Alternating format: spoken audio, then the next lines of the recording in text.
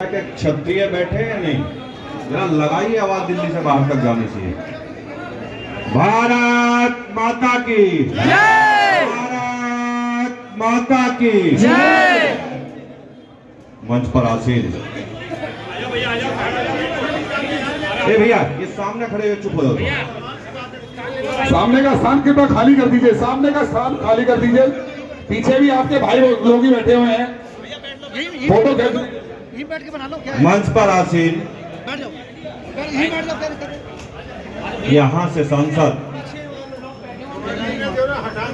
और मेरे बड़े भाई श्री मनोज तिवारी जी,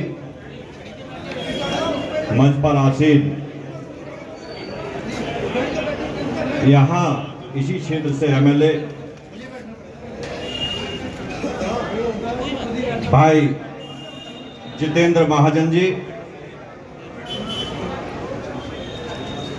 निगम पार्षद चंद्र प्रकाश शर्मा जी, जितेंद्र कंवर जी, संदीप सिंह जी, नागेंद्र सिंह जी, शैलेंद्र सिंह जी, कुशलपाल राणा जी, एडवोकेट AP सिंह जी और मंच पर बैठे हुए मेरे भाई श्री दीपक त्यागी जी और मंचासीन सभी अतिथिगण, मेरे सामने बैठे हुए मेरे सभी बुजुर्ग नौजवान साथियों, प्यारे बच्चों, मैं सबसे पहले आप सबको दोनों हाथ जोड़कर राम राम करता हूं, प्रणाम करता हूं। और आज का कार्यक्रम जो क्षत्रिय सभा द्वारा कराया गया, उस कार्यक्रम में आप सब लोग यहां उपस्थित। जब मेरे पास कार्यक्रम के लिए गए, थोड़ा मेरा टेस्ट का कार्यक्रम रहता है। दिन भर कार्यक्रम में तो 20 में जाना रहता है, लेकिन ये कार्यक्रम थोड़े मेरे टेस्ट के होते हैं। थोड़ा इनमें शस्त्र पूजन भी रहता है तो अच्छा रहता है। शस्त्र पूजन का प्रोग्राम आज से नहीं, सदियों से देश में चलता आ रहा। ये अलग विषय है कि आज की तारीख में बहुत जगह आप जाएंगे तो शस्त्र पूजन पर रोक भी लग जाती है और लगती भी। आप क्षत्रिय समाज के लोग यहां बैठे हुए हैं, आप सनातन की पहचान यहां बैठे हुए हैं। आपने देश और दुनिया में सनातन धर्म को मजबूत करने का हमेशा काम किया है। महाराणा प्रताप से लेकर यहां तक चले आइए, फोटो है तो समाज ने सनातन के लिए हमेशा अपनी जान की कुर्बानी दी। हमेशा मुगलों से लड़े, हमेशा अंग्रेजों से लड़े, हमेशा देश के बॉर्डर पर अपनी जान न्यौछावर अपने देश के लिए की। अभी गाय के गा रहे थे कि महाराणा ना होते तो हिंदुस्तान ना होता। कहीं ना कहीं उनकी बात में दम है कि अगर ये पूर्वज हमारे ना होते तो आज ये स्थिति कुछ और होती। मैं आप लोगों से कहना चाहता हूं, आज पूरी दुनिया में बड़ा विकराल रूप बना हुआ, और मैं कहता हूं जब कुछ बोलता हूं तो फिर ये मीडिया वाले चला देते हैं कि विवादित बात कह रहे हैं, लेकिन मैं बात विवादित नहीं कहता। मैं जो बात सही है वो कहता हूं, और अगर किसी को विवादित लगती है तो लगती रहे, उसका मुझ पर कोई फर्क नहीं पड़ता। लेकिन मैं आप लोगों से कहना चाहता हूं कि आप लोगों ने देश के लिए क्या किया है, ये बच्चों को बताने की जरूरत है, इतिहास पढ़ाने की जरूरत है, बताने की जरूरत है। 65 से 70 साल कांग्रेस की सरकार यहां रही। मैं कोई राजनीतिक बात नहीं करना चाहता, लेकिन सत्यता जो समाज की वो बताना चाहता हूं। उस 65 सालों में आपने देखा कि इतिहास को मिटाने का काम किया गया है।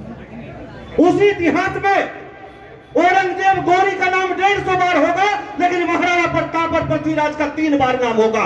यह इतिहास मिटाने का काम किया गया। आप भी जानते हैं, इतिहास पढ़ा जाता है कि अकबर महान था, अकबर महान था, गौरी महान था, वो बड़ा दानी था, वो बड़ा दानी था। आप भी जानते हैं कोई नहीं थे,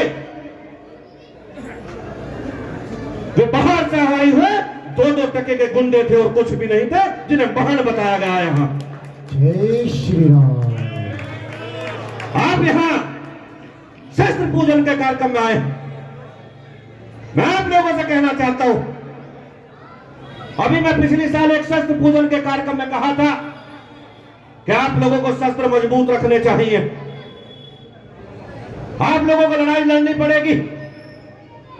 हम तो हमेशा से मुगलों से लड़ते हुए आए, आज बढ़ती हुई जनसंख्या फिर उसी तरीके से हो सकता है आगे फिर आपको लड़नी पड़े, लेकिन ये बात विवादित हो जाती है अगर मैं इस बात को कहता हूं तो।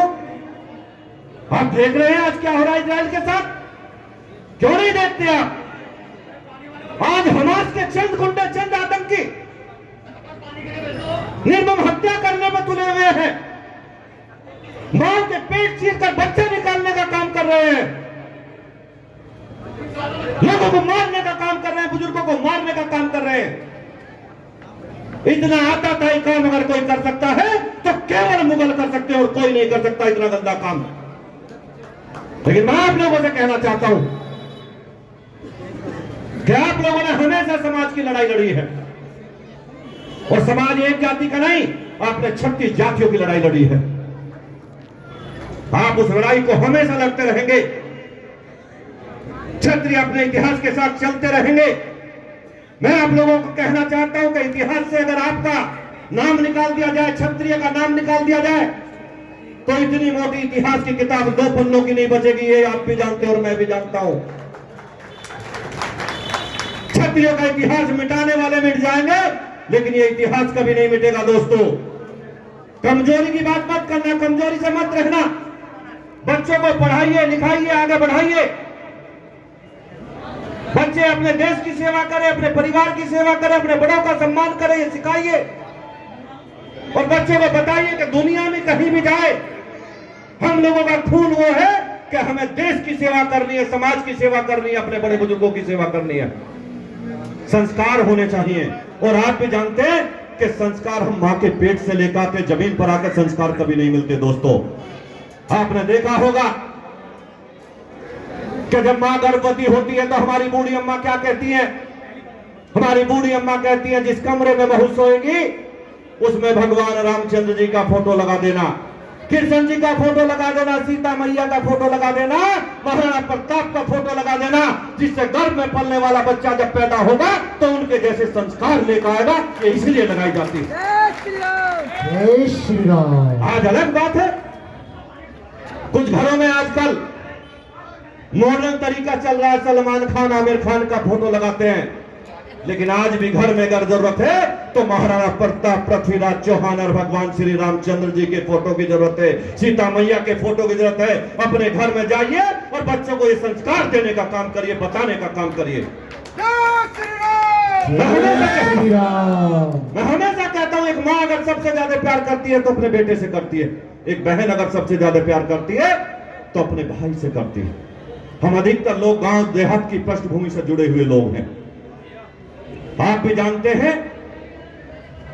कि वो बेटा और वो भाई अगर सुबह को भूखा रो रहा हो, मां बहन रोटी बना रही हो, तख्ते तवे पर डाल रही हो, और वो बेटा कह रहा हो कि मां भूख लगी है, रोटी चाहिए, बहन भूख लगी है, रोटी चाहिए, तो आज भी हमारे परिवारों में परंपरा है, मां कहती है कि बेटा प्यार तुझसे बहुत ज्यादा करती हूं, बहन कहती है तुझसे बहुत ज्यादा प्यार करती हूं, लेकिन पहली रोटी तुझे नहीं दे पाऊंगी, पहली रोटी मेरी गाय माता के लिए जाएगी। ये हमारे संस्कार हैं, ये हमारे संस्कार हैं, और ये संस्कार बने रहने चाहिए, बढ़ते रहने चाहिए, क्योंकि हमारी पहचान हमारे संस्कारों से है। आप दुनिया में कहीं चले जाइए, किसी कंट्री में चले जाइए, हो सकता है टेक्नोलॉजी में बहुत आगे चले गए हो, सड़कें बहुत अच्छी हो, लेकिन पूरी दुनिया में घूम लीजिए, आज भी मेरी भारत माता है जो उनसे हजारों साल आगे है, और वो मेरे संस्कार हैं जो दुनिया में कहीं नहीं मिलते दोस्तों। वो संस्कार है, और संस्कार मैंने हम ही बताया आपको कि हम माँ के पेट से लेकर आते हैं, जमीन पर आकर नहीं लेते। मैं आप लोगों से कहना चाहता हूं कि आज का कार्यक्रम आपका बहुत अच्छा कार्यक्रम, मैं दिल्ली अक्सर पिछली 2-3 साल हो गए, कोरोना से पहले कार्यक्रम था, सादरा में दूसरी तरफ था, उसमें भी आया था, अक्सर कार्यक्रमों में आता रहता हूं। इस तरीके के कार्यक्रम होते रहने चाहिए, एकजुट होकर ये कार्यक्रम करते रहिए। और करते रहिए, समाज की परंपराएं बढ़ाते रहिए। लेकिन एक चीज बड़ी हमें ध्यान रखने की जरूरत है। आप भी जानते हैं कि एक चीज बहुत हमें ध्यान रखने की जरूरत है। आज कुछ ऐसी शक्तियां जो देश में फिर से आताताइयों को बढ़ावा देना चाहते हैं, वो आज समाज को तोड़ने का काम कर रहे हैं। वो हमें जातियों में लड़ाने का काम कर रहे हैं, जाति को जाति से भिड़ाने का काम कर रहे हैं, ठाकुर को पंडित से, पंडित को त्यागी से, गुजर को जाट से, इस तरीके से लड़ाने का काम कर रहे हैं। क्योंकि वे जानते हैं ये लड़कर जब तक आपस में नहीं लड़ेंगे तब तक इनका कुछ नहीं हो सकता। इसलिए इनके बंटवारा करिए, हमें इस चाल में भी नहीं आना। हम हमेशा जानते हैं, हम लोग यहाँ क्षत्रिय समाज के लोग बैठे हैं, कुछ लोग संसद में खड़े होके इस तरीके की अनर्गल बात बोल देते हैं जिसमें ठाकुर पंडित का झगड़ा होना चाहिए। लेकिन मैं क्षत्रिय समाज के लोग बैठे, मैं पूछना चाहता हूं, क्या आज भी आपके घर में कोई ऐसा काम होता है जो बिना पंडित के पूछे आप करते हो? क्या आज भी कोई ऐसा काम होता है कि आप बिना पंडित की सलाह के करते हो? क्या आज भी क्षत्रिय समाज का कोई व्यक्ति बिना पंडित के पैर छुए अपना शुभ काम कर सकता है? नहीं कर सकता। तो हमें आपस में लड़ा कौन सकता है? कोई नहीं लड़ा सकता। हमें बिल्कुल नहीं लड़ना है आपस में, जातियों में बिल्कुल नहीं लड़ना है। जय श्री राम। आप लोग समाज को दिशा देने वाले लोग हैं। क्षत्रिय समाज वो समाज है कि अगर भगवान को भी जमीन पे आना पड़ा, भगवान को भी जमीन पे आताताइयों को खत्म करने के लिए जमीन पर आना पड़ा, तो ऐसी कौन सी खास बात थी कि वो क्षत्रिय के घर में ही पैदा हुए, आप ही की मां की कोख से पैदा हुए? क्योंकि वो जानते थे कि जमीन पर जाकर क्षत्रिय वो एक ऐसी जाति है, क्षत्रिय एक ऐसा समाज है जो आताताइयों का हमेशा सर्वनाश करता है। इसलिए मुझे उसके घर में पैदा होना है, इसलिए वहां जाना है। ये आपकी पहचान है। ये अलग विषय है कि आजकल इतिहास बिगाड़ने वाले लोग गुंडागर्दी की बात, पिक्चरों में जितना हो गुंडागर्दी की बात, इधर उधर की बात सब आपके सर पे थोप देते हैं। आपका इतिहास ये नहीं है साहब। आपका इतिहास है गरीबों की मदद करना, आपका इतिहास है बुजुर्गों की सेवा करना, अपने देश की सेवा करना, अपने देश के लिए सब कुछ न्योछावर कर देना और देश को एक रहे, अखंड रहे। आपने हजारों रियासतें दान में दे दी, हजारों एक हेक्टेयर जमीनें दान में दे दी, अपनी जमीनें दान में दे दी, अपनी रियासतें दान में दे दी। क्योंकि हम देश अखंड भारत, मजबूत भारत रहे, इसलिए हमेशा से हमने बलिदान दिया है। मैं आज भी आपको कहता हूं, छोटी मोटी लड़ाइयों में मत पड़ना, देश के लिए सोचना। और ये भी सोचना, राजनीतिक बात नहीं कह रहा हूं। मैंने अभी मेरठ में एक प्रोग्राम था 4-5 दिन पहले, मैंने अभी एक प्रोग्राम में कहा भी था कि देश में कहीं ऐसा तो नहीं। मैंने अभी बोला था कि आप देखिए आजकल पूरे हिंदुस्तान में पैठ लगती है, पैठ में एक ही वर्ग के लोग अधिकतर होते हैं। कोई इकराम होगा, कोई महमूद होगा, कोई होगा।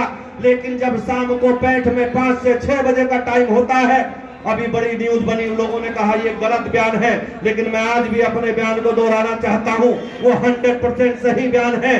पता होना चाहिए कि 6 बजे के करीब उन पैठ में कौन आता है, इकबाल या महमूद नाम का आदमी, जो हर दुकानदार से 100 रुपए 50 रुपए लेके जाता है। आखिर वो करोड़ों अरबों रुपया देश से इकट्ठा होकर जा कहां रहा है, ये जांच का विषय है। कहीं नया हमारा हिंदुस्तान में तो नहीं बनने जा रहा, ये उसका विषय है। मैं आप लोगों से कहना चाहता हूं, मैं आप लोगों को बताना चाहता हूं, हमेशा पूरे देश में बम ब्लास्ट होते थे, चाहे लाजपत नगर दिल्ली में कहीं भी आप देखोगे। लेकिन जब से देश के यशस्वी प्रधानमंत्री नरेंद्र मोदी जी बने हैं, क्या देश में कोई जब जम्मू कश्मीर में अगर छुट में छोड़ दे तो कहीं पूरे 10 साल में ब्लास्ट हुआ क्या? कहीं हुआ क्या? नहीं हुआ।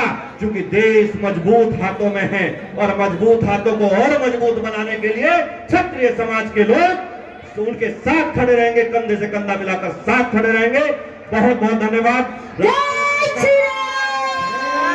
राजपूत एकता समिति ड्रोनिका सिटी गाजियाबाद में भी कार्यक्रम है। मुझे लगता है कार्यक्रमों में आप सबको जाना चाहिए, हिस्सा लेना चाहिए। हम लोग ये बहुत दिक्कत करते हैं कि जब कार्यक्रम का समय होता है, अरे यार चले जाएंगे, फला तो जा ही रहा है। नहीं साहब, आपको मजबूती से जाना चाहिए, मजबूती से खड़ा होना चाहिए। आप मजबूत रहेंगे तो देश मजबूत रहेगा, और देश मजबूत होगा तो सर्व समाज मजबूत होगा। सनातन मजबूत होगा। इसी के साथ अपनी वाणी को विराम देता हूं। जय हिंद, जय भारत, भारत माता की भारत माता की जरा दोनों हाथ उठा के बोलेंगे वंदे मातरम, वंदे मातरम, वंदे मातरम, वंदे मातरम। बहुत बहुत धन्यवाद। जय हिंद, जय भारत। बहुत